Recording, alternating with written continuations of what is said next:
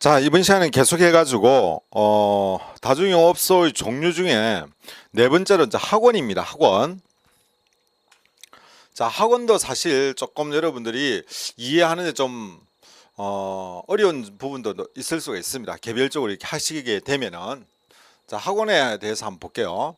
뭐 학원의 어떤 법률에 관한 부분은 여러분 참고해 주시면 되는 거고, 자, 첫 번째 뭐냐면은 일단은 수용 인원입니다. 수용 인원 계산하는 방법이 있는데 그것은 우리 설치유지법에 나와 있으니까 여러분이 참고를 해주시면 됩니다. 여기에서는 뭐 그 수용 인원 계산하는 것까지는 알 필요가 없어요. 그냥 여기서는 뭐냐, 300인 이상 되면은 어떤 조건의 필요 없이 다중이용업소에 속하는데 문제는 나죠, 그죠? 나에 보시면은 수용인이 100인 이상 300인 미만인 경우가 있습니다. 이게 100인 이상 300인 미만으로서 다음 어느 하나에 해당하는 것, 다만 학원으로 사용하는 부분과 다른 부분 용도로 사용하는 부분이 방화구역되어 있는 경우에는 제외한다 되어 있는데, 이게 뭐냐면은 이런 거예요. 나에 해당되는데 하나의 건물에 학원과 기숙사가 같이 있는 경우, 이런 경우는 뭡니까?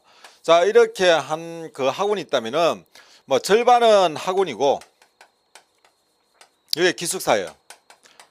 자, 이런 경우가 있을 수 있겠죠. 요즘 기숙 학원이 많으니까. 이런 경우라면은 1번에 해당됩니다. 그런데 여기에다가 뭘 하냐면은 완전 방화구역을 시킵니다. 시키라 보면은 이거 어떻게 하냐. 막 여기에 요 면적 따로 요 면적 따로 각각의 본다는 거죠. 각각을 보면은 두 개를 합치면은 예를 들어 한 150인이 돼 가지고 다중이용업소에 속합니다. 그러면 이제 우리가 막 방염도 해야 되고 할 게 많겠죠. 그런데 만약 여기 딱 나눠져 있어 가지고 나누면은 이게 50인 한 70인 좀 된다. 이렇게 되면 어떻게 되냐? 이거는 안 해도 된다는 겁니다.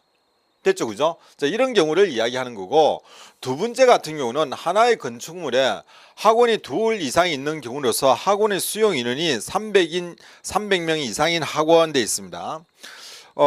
보습 학원 같은 경우 보면은, 자, 큰 중심가에 있는 학원이 많은데 보면은 이렇게 되어 있습니다.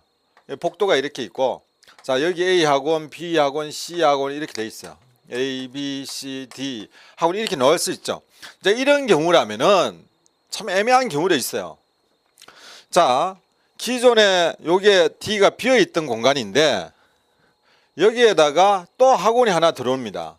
이 부분에다가 또 학원이 들어오면은 이 인원이 초과되는 경우가 있죠.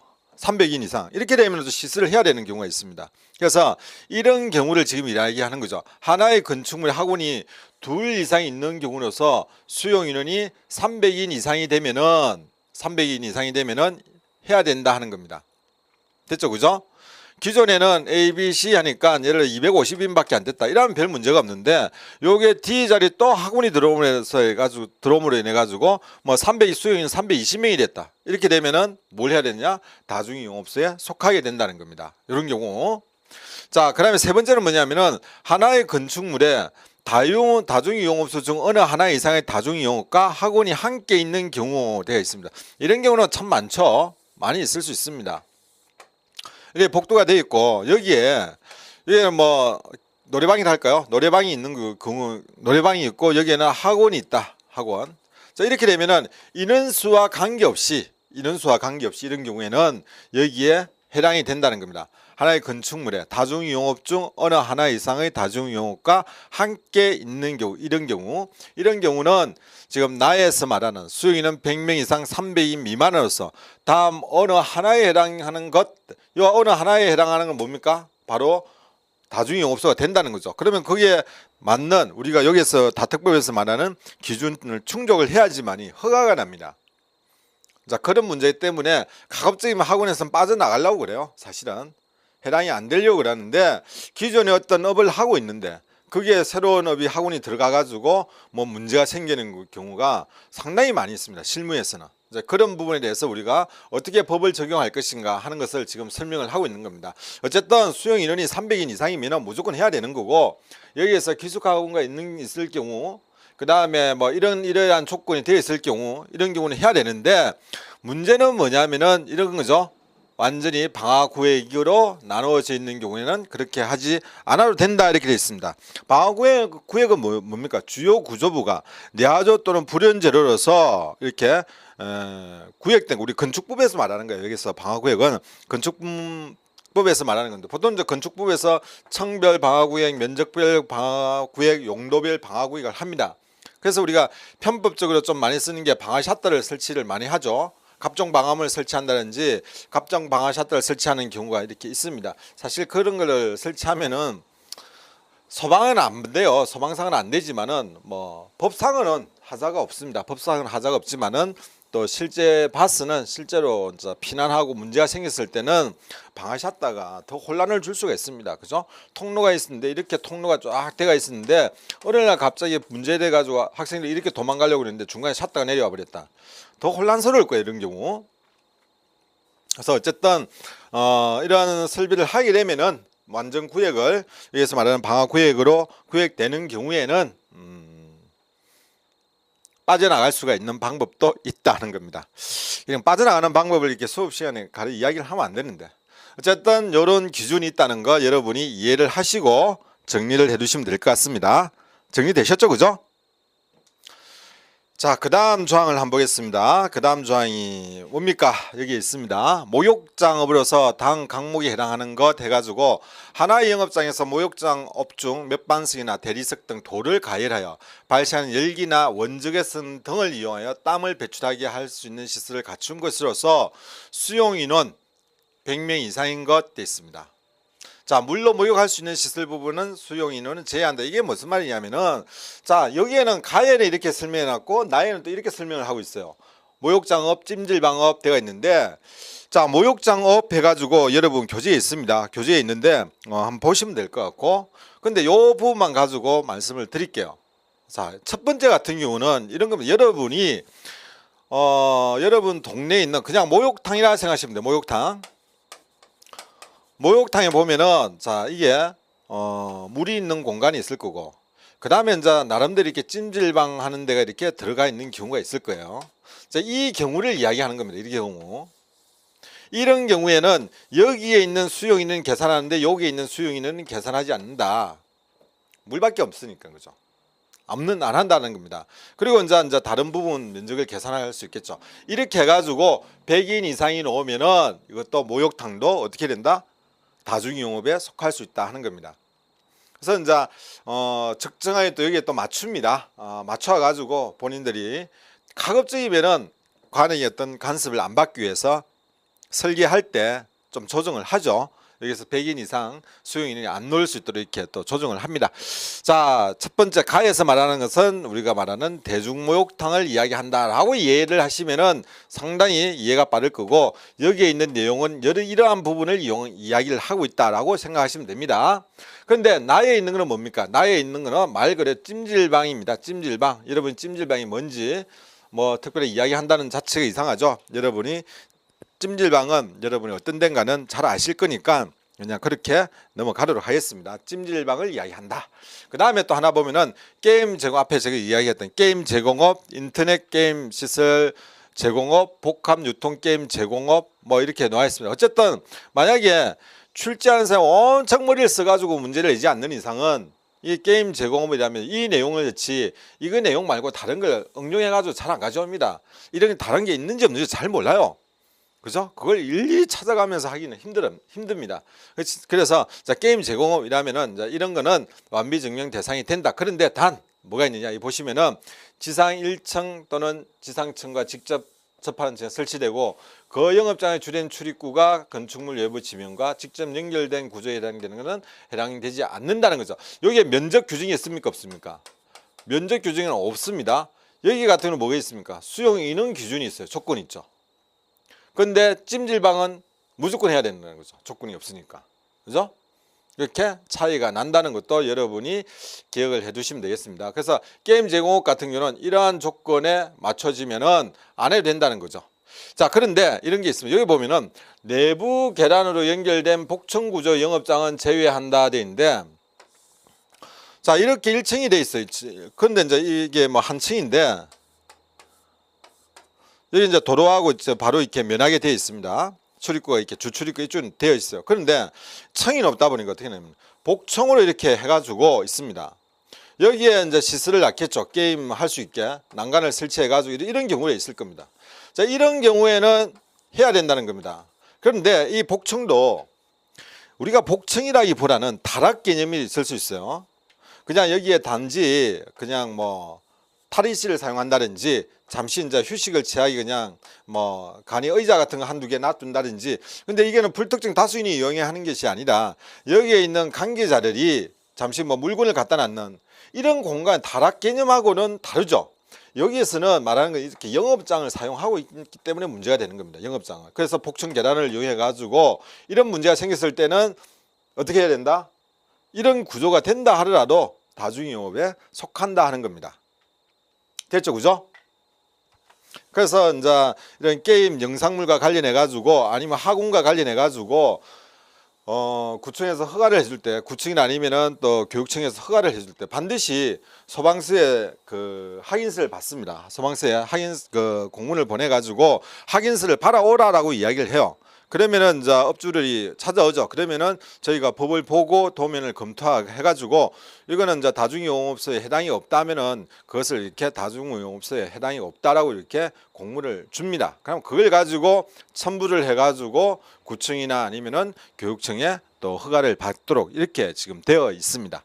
자, 이렇게 구성이 되어 있고 이런 이제 업이 다중이용업에 속한다는 거 기억해 주시고 또 계속해서 보겠습니다.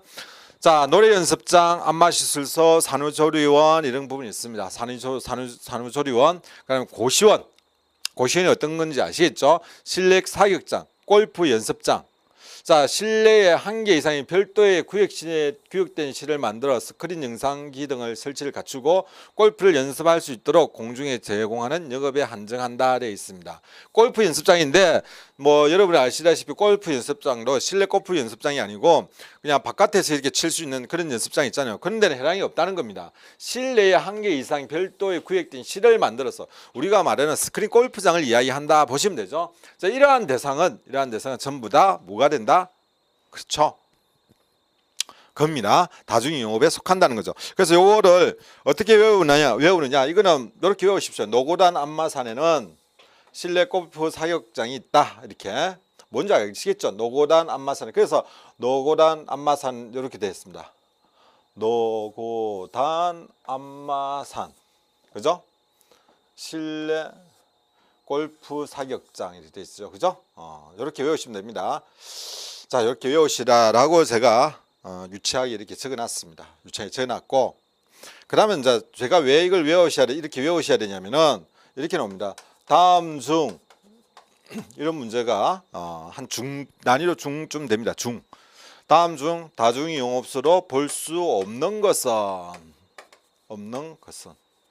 이렇게 이제 문제가 나온다면은 1번 노래 연습장, 2번 뭘 할까요? 2번 뭐 안마시술소, 3번 뭐 학원, 4번 실내 사격장. 자, 이렇게 나오면은 여러분들이 답을 찾아주셔야 되는데 어떻게 찾아주시냐면은 자, 노고단하고 안마시술소하고 그 다음에 실내 사격장 이거는 뭐예요? 조건 없습니다. 청 관계 없어요. 면적 관계 없습니다. 반드시 다중이용업에 속하는 거예요. 근데 학원은 아니죠. 수용 인원에 따라 가지고 해당이 될 수도 있고 안 될 수도 있습니다. 그러면 답은 뭡니까? 3번이 답이 된다는 겁니다. 이렇게 나왔을 때는. 그래서 여러분들이 이 부분만 제가 빼가지고 이렇게 외우라고 한 게 그런 이유 때문입니다. 반드시 그렇게 외워서 시험장에 갈 수 있도록 해주시면 됩니다. 자, 다음에 하나 더 보겠습니다. 뭐냐면은 자, 법 제15조 제2항에 따라 하재 위험 평가 결과 위험 발생 지수가 제11조 제1항에 해당되거나 하재 발생 시 뭐 요거는 나중에 여러분 보시면 되고 중요한 요거예요. 하재 발생 시 인명 피해가 발생 우려가 높은 불특정 다수인이 출입한 영업장으로서 국민안전처 장관이 중앙행정기관과 협의하여 총리령으로 정하는 영업돼 있어요. 자, 문제는 뭐냐면은 뭐 이렇게 몇 조 몇 항 이렇게 안 놓습니다. 시험장에는. 왜 안 놓냐면 이걸 여기게 되면은 여기에 부수된 내용이 뭔가에 대해서 설명을 붙여주게 되면은 문장이 길어집니다. 길어지기 때문에 안 넣어요. 안 넣고 시험 문제 요거만 나오겠죠. 요런 내용만. 아마 평가 결과라든지 요런 경우 협의한 내용. 이렇게 협의해 가지고 총리령이 정하는 영업 이렇게 나옵니다. 다음 주 총리령이 정하는 영업으로 볼 수 없는 것은 이렇게 나오겠죠. 그럼 뭡니까? 답이 이거죠. 전화방업, 화재 대상 뭐 하상 대화방업, 수면방업, 콜라텍. 야, 요즘도 콜라텍이 있는가 모르겠어요. 저희들이 그동안 제가 고등학교 다닐 때 그때는 콜라텍이 많이 있었어요. 가면 이제 콜라 그 당시에 뭐 1,000원인가 2,000원 주면은 그냥 콜라 서면이라는 데 그런 데 많이 있었어요. 가면은 이제 1,000원 주면 콜라를 한 잔 줘요.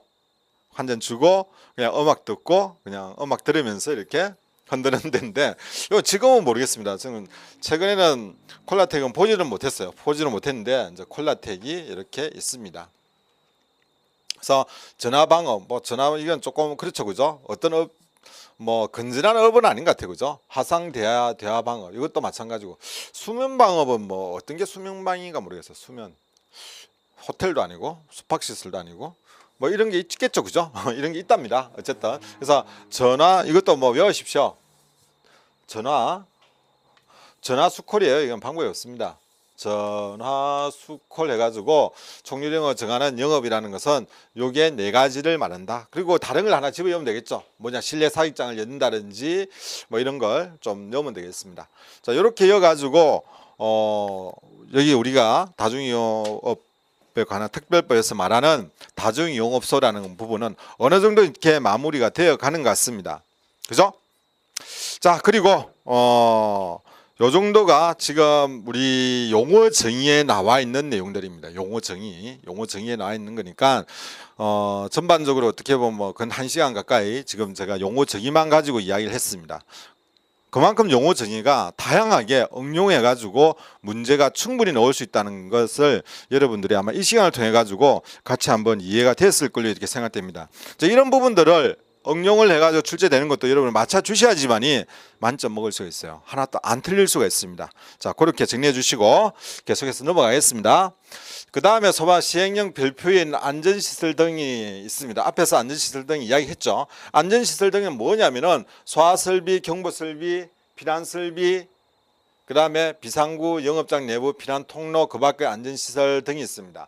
여기에서 소방시설, 이 소방시설은 뭐냐면은 소방시설에는 소화설비 중에서 뭐가 속하냐면 무조건 다 소방시설이 아니고 소화기, 자동확산 소화기, 그 다음에 뭡니까? 간이 소파랑 스프링클러 설비, 경보설비는 요겁니다. 다른 거 아니에요. 자, 여기에 소화설비 다음 중에서 다중이용업소의 소화설비로 해당되지 않는 것은 이렇게 질문을 해온다면은 여러분들이 기억을 해 두셔야 됩니다.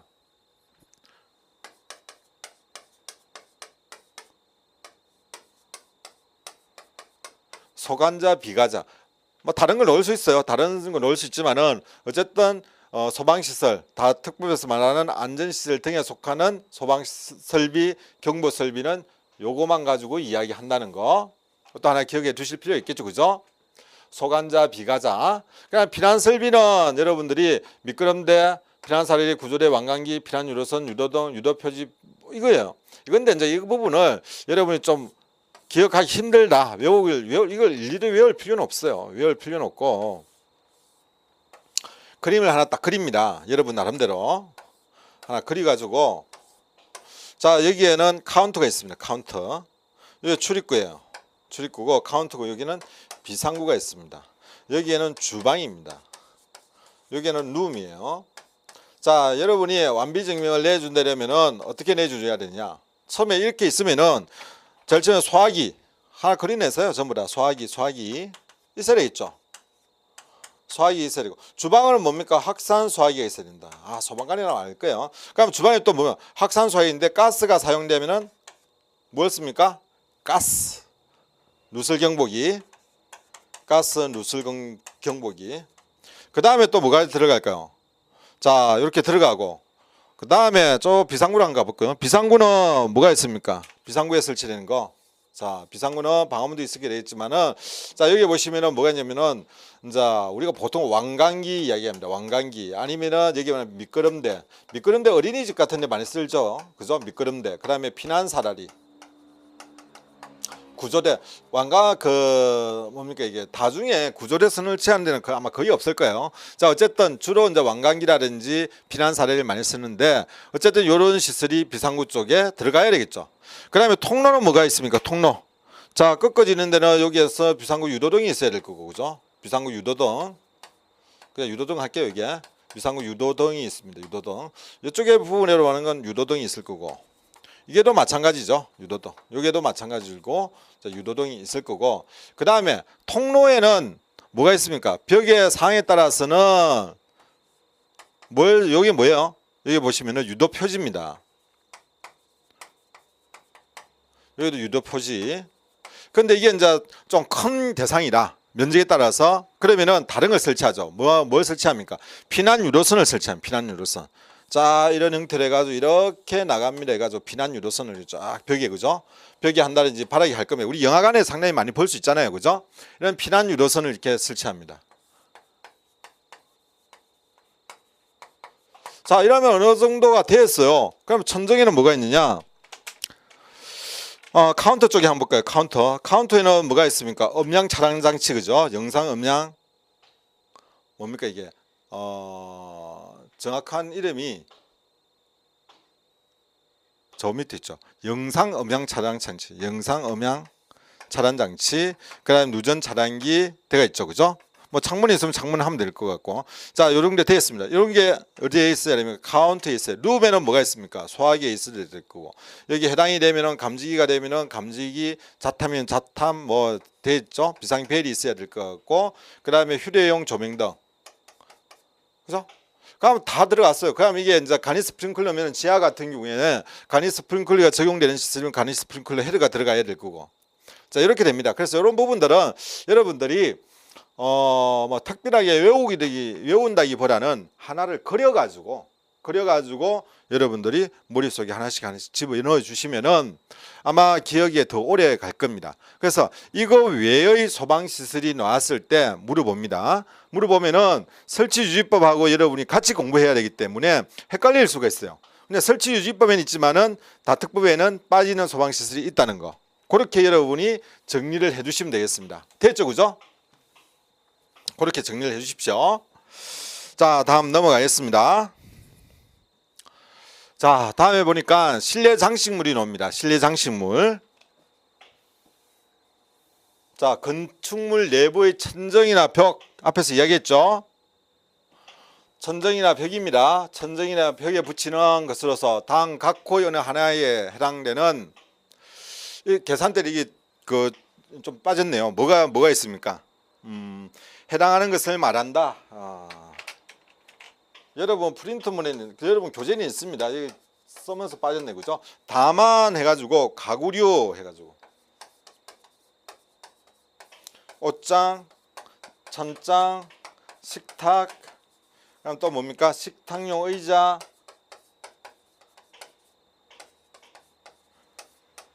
사무용 책상,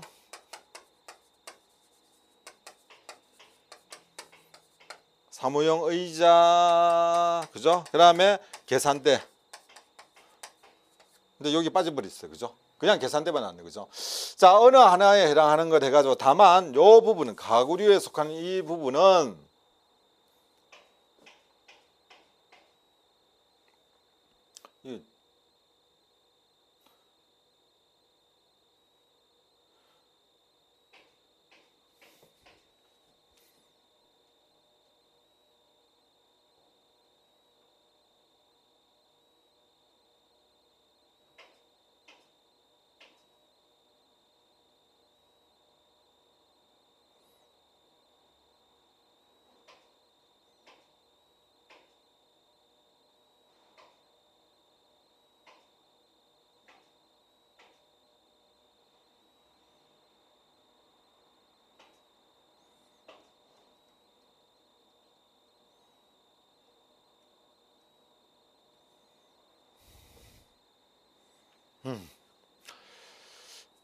자, 다시가 아니고, 자, 천장에 붙이는 당 각 호연에 해당하는 것 해가지고, 그냥 다만 이 부분, 지금 이렇게 잘려나니까 제가 헷갈립니다. 자, 이 부분이랑 이 부분 어디 있습니까?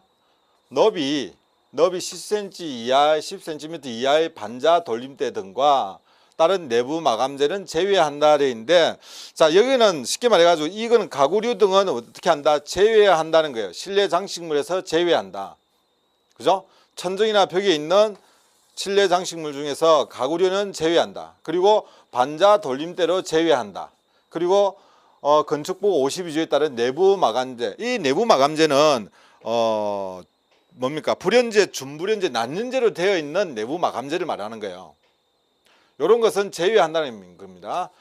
준불연재라든지 아니면은 난연재 등으로 해가지고 방형 성능보다 더 나은 이런 건축법상 불연재나 준불연재 이렇게 인가받은 이런 제품은 제외한다는 겁니다. 제외하고 나머지 이제 이런 부분에 대해서는 실내 장식물이다라고 보고 여기에 대해서 방염을 해야 될 거는 또 방염을 해야 되는 겁니다. 자, 됐죠? 요 가구류 볼게요. 가구류 보면 전부 움직이는 겁니다. 옷장, 찬장, 식탁, 식탁용 의자, 사무용 책상, 의자, 계산대 다 움직이는 거예요. 움직이는 거. 이런 것은 제외한다는 겁니다. 자, 그러면은 이게 움직이지 않고 완전히 고정을 시켜가지고 만드는 경우도 있겠죠. 옷장이라도 북박이로 해가지고 이게 상당히 크게 이렇게 되어 있는 경우는 어떻습니까? 이런 경우에는 또 방염을 해야 되는 경우가 생깁니다. 그래서 이런 부분들은 우리 법에서는 성진 시험에서는 그까지는 깊이는 안 넣어요. 지리의 시내라든지 이런 걸 통해 가지고 답이 나와 있지만은 어쨌든 여러분 옷장 이런 부분에 대해서는 해야 된다는 것까지는 하지 않아도 된다는 거, 실내 장식물을 보지 않는다는 것까지는 기억해 주시고, 그 다음에 안 되는 것이 아까 그런 거하고, 그다음 이런 것은 실내 장식물로 본다는 거, 그 정도 여러분 기억해 주셔야 됩니다. 실내 장식물인 거 인 것과 아닌 것을 구분해 주셔야 돼요, 여기서. 그래서 아닌 것은 앞에서 이야기했던 부분은 반자 돌림대라든지 아니면은 그 가구라든지 반자 돌림대, 그리고 내부 마감재, 준불연재라든지 이런 내부 마감재는 실내 장식물을 보지 않지만은 여기에 있는 이거는 뭐로 본다? 실내 장식물로 본다는 거죠. 자, 실내 장식물의 기준이 뭐냐면 이런 겁니다. 종이류 두께가 2mm 이상인 것을 말한다. 합성 수지류 또는 섬유류를 주 원료로 한 물품. 종이류를 해가지고 전부 다 뭐냐면 실내 장식물로 보는 게 아니라는 거죠.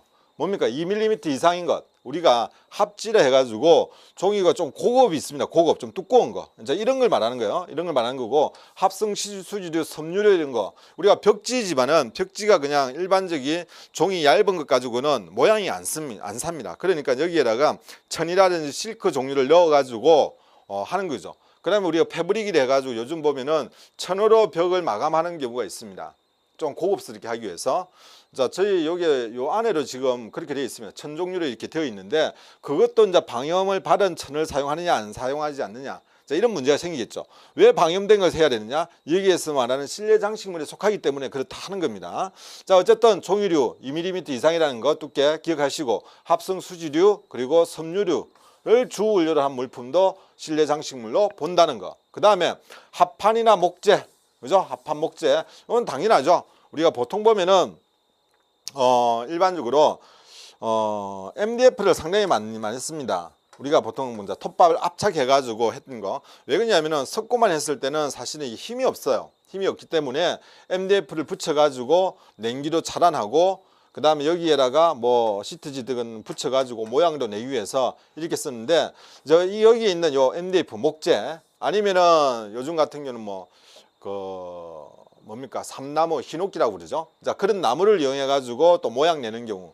그 다음에 이제 모양을 조금 더 고풍스럽게 하게 만들기 위해서 자, 나무로 가지고 뭐 디자인을 한다든지 모양을 여러 가지 만드는 경우가 있습니다. 자, 그런 경우 전부 다 해당이 된다는 겁니다. 그래서 합판이나 목재 이런 부분이 해당이 되는 거고, 그다음에 세 번째, 공간을 구획하기 위해서 설치하는 간이 칸막이, 접이 등 이동 가능한 벽체나 천장 또는 반자가 실내에 접하는 부분까지 구획하지 아니하는 벽체를 말한다 되어 있죠.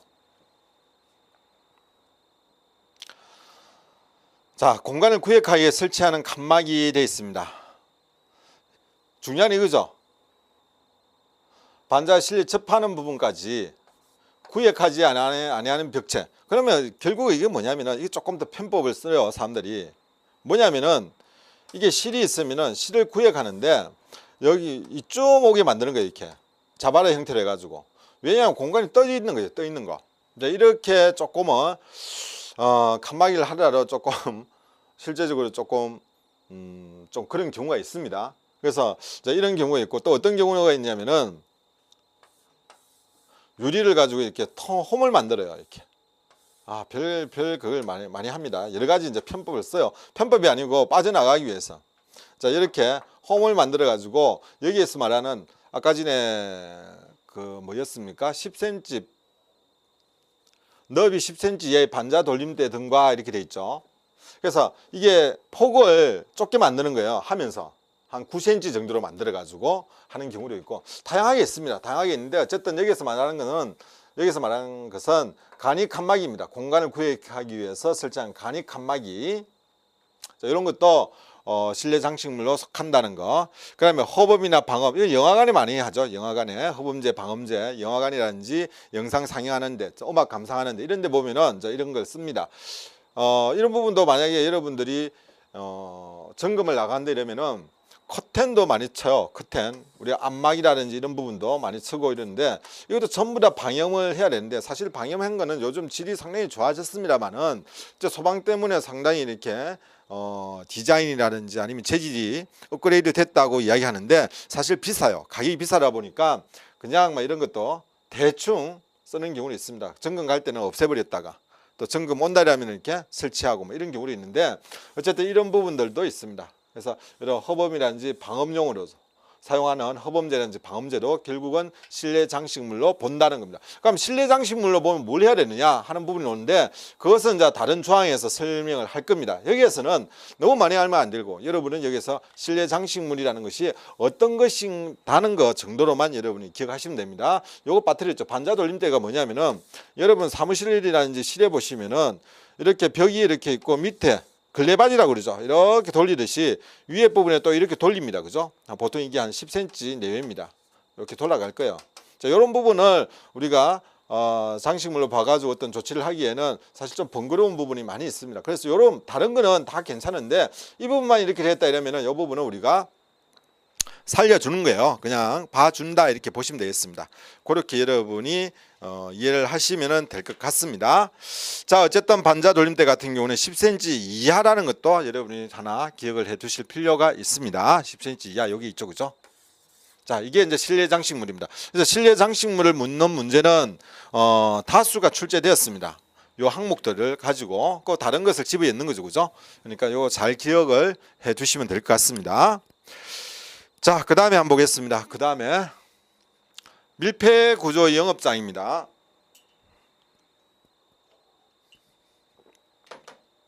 너무 어려운가요? 이해가 되시는지 안 되시는지 잘 모르겠습니다. 여러분들이 앞에 뭐 물어볼 사람이 없어가지고 답을 딱 해주시면 좋은데,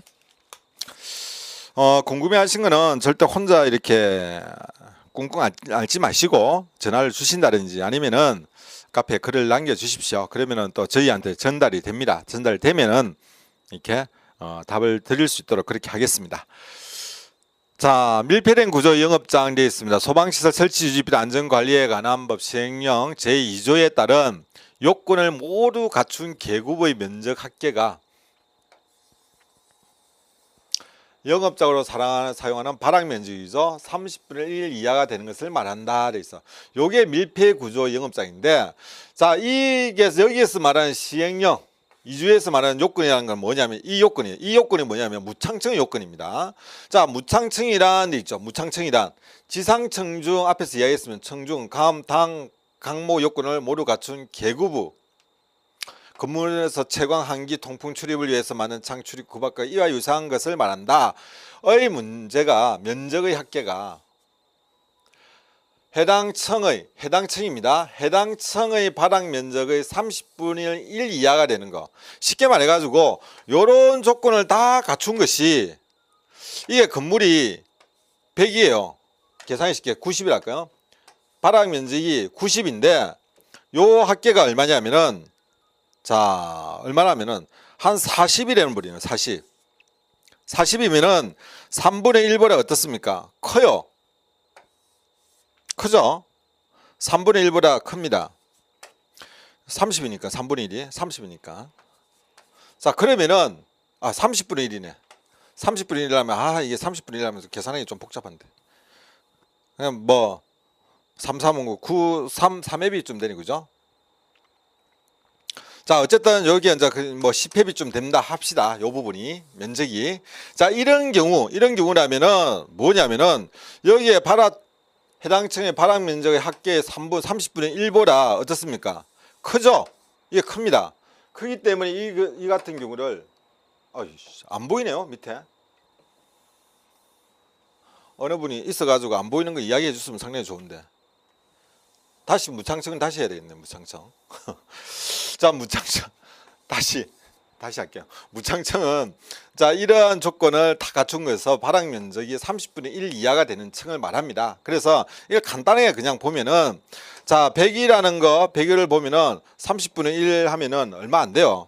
그죠? 그러니까 계산하기 쉽게 30분의 1을 자, 3이라고 할게요. 그냥 3이라고 하면은 문제는 3 이하가 되는 층을 말한다 돼 있죠. 그죠? 30분의 1 이하가 되는 층 면적의 합계가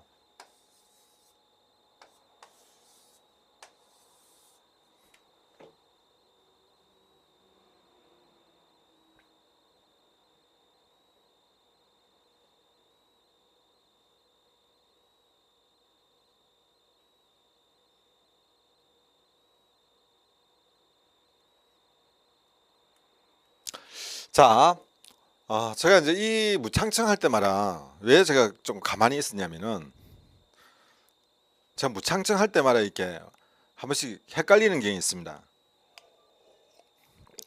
아마 여러분들도 그럴 건데 자, 발악 면적의 합계가 30분의 1 이하가 되는 층을 말한다 돼 있죠.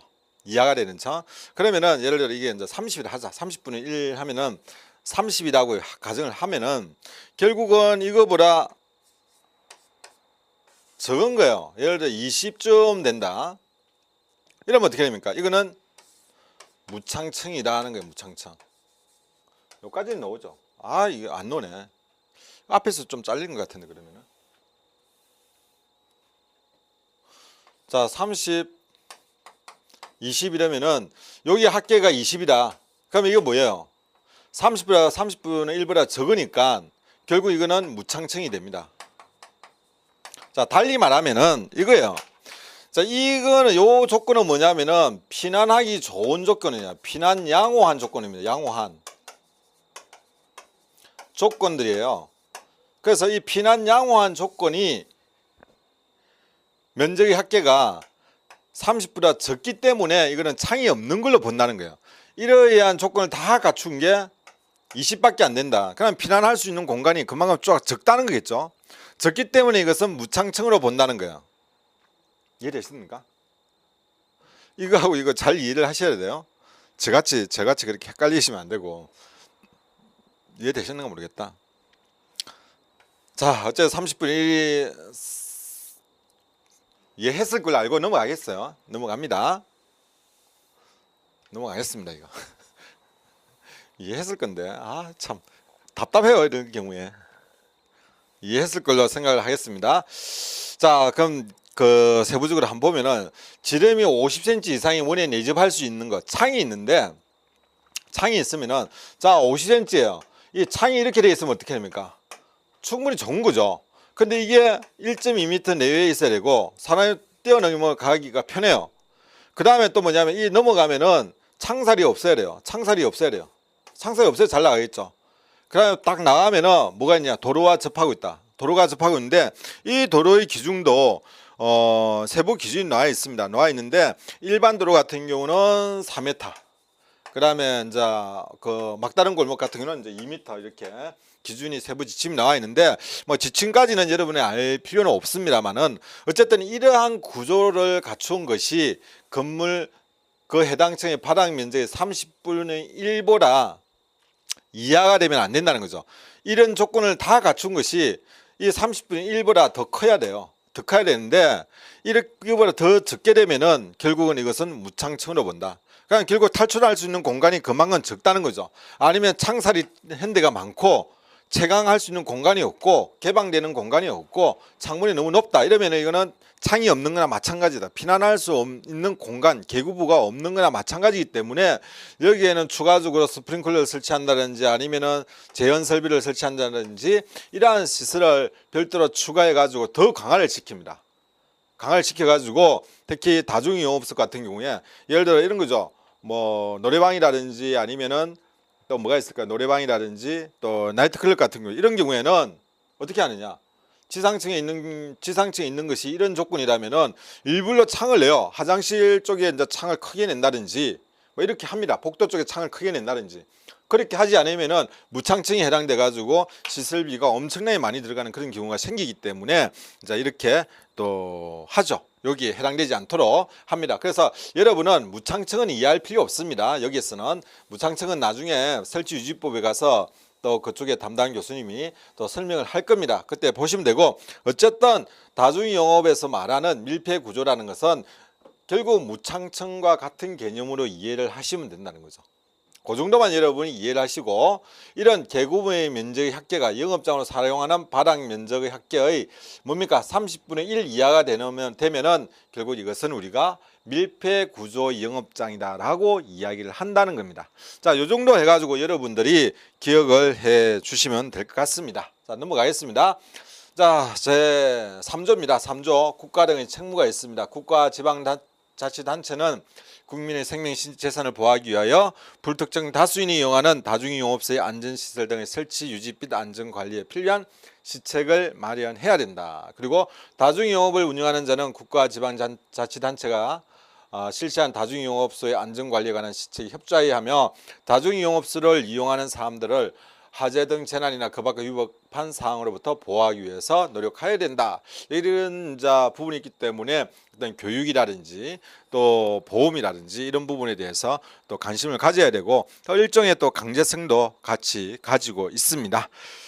자, 여기까지 하고 어떤 정의 부분에 대해서 3조까지 마치도록 하겠습니다. 마치고 어떻게 보면은 내용이 상당히 중요한 내용들 상당히 많습니다. 다른 어떤 조항보다도 앞에서 앞에 2시간 했던 이번 시간 포함해가지고 2시간 했던 내용들이 정말 중요한 내용이 많으니까 여러분들이 다시 한번 되새겨가지고 머릿속에 꼭 기억을 하시고 다음 장으로 수업을 계속 계속 진행을 했으면 좋겠습니다. 자, 여기까지 하고 다음 시간에 계속하겠습니다.